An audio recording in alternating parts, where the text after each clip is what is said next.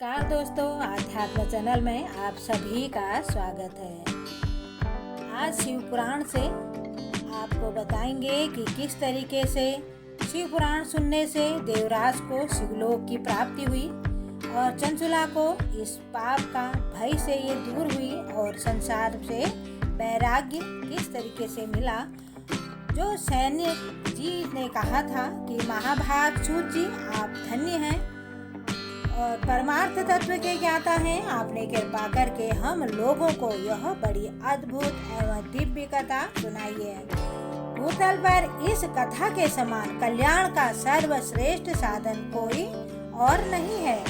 यह बात हमने आज आपकी कृपा से निश्चय पूर्व समझ ली है कि सूत जी कलयुग में इस कथा के दौरान कौन कौन से पापी शुद्ध होते हैं और उन्हें कृपा पूर्वक आप हमें इसको बताइए और जगत को कृतार्थ कीजिए। सूत जी बोलते हैं, मुने, जो मनुष्य पापी दुराचारी खल तथा काम क्रोध आदि में निरंतर डूबे रहने वाले हैं, वे भी इस पुराण के श्रवण पठन से अवश्य ही शुद्ध हो जाते हैं। इसी विषय में जानकार मुनि इस प्राचीन इतिहास का उदाहरण दिया करते थे कि जिनके श्रवण मात्र से ही पापों का पूर्ण नाश हो जाता है। तो पहले ही बात है कि कहीं किरातों में नगर में एक ब्राह्मण रहता था जो ज्ञान के अत्यंत दुर्लभ दारिद्र्य रस बेचने वाला तथा वैदिक धर्म से विमुख था। वह स्नान संध्या आदि कर्मों से भ्रष्ट हो गया था और वैश्य वृत्तियों में तत्पर रहता था। उसका नाम था देवराज। वह अपने ऊपर विश्वास करने वाले लोगों को ठगा करता था। उसने ब्राह्मणों, क्षत्रियों, वैश्यों, शूद्रों तथा दूसरों को भी अनेक बहानों से मारकर उनका धन हड़प लिया था, परंतु उस पापी का थोड़ा सा भी धन कभी धर्म के काम में नहीं लगा था। वह वैश्यागामी तथा सब प्रकार से आचार भ्रष्ट था।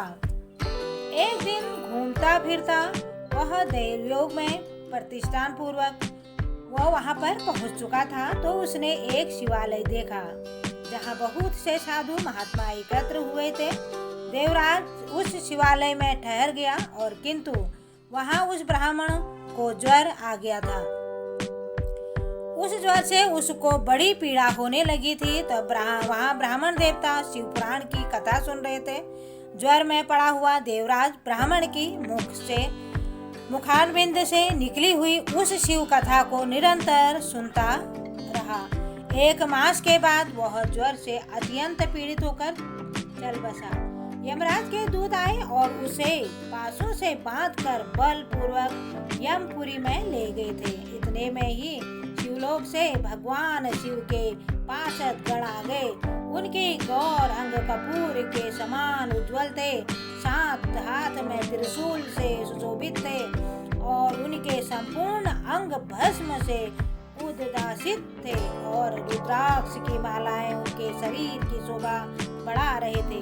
वे सब के सब क्रोधपूर्वक यमपुरी में गए और यमराज के दूतों को मार पीट कर बारंबार धमका कर उन्होंने देवराज को उनके चंगुल से छुड़ा लिया और अत्यंत अद्भुत विमान पर बैठाकर जब वे शिवदूत कैलाश जाने को उद्यत हुए, उस समय यमपुरी में बड़ा भारी कोलाहल मच गया।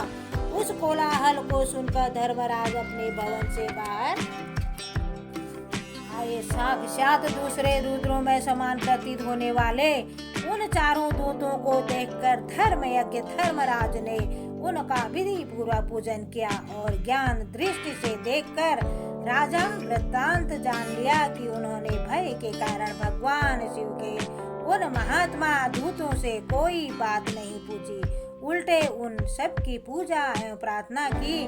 तत्पश्चात वे शिवदूत कैलाश को चले गए और वहां पहुंचकर उन्होंने उस ब्राह्मण को दया सागर साम्य शिव के हाथों में दे दिया। धन्यवाद।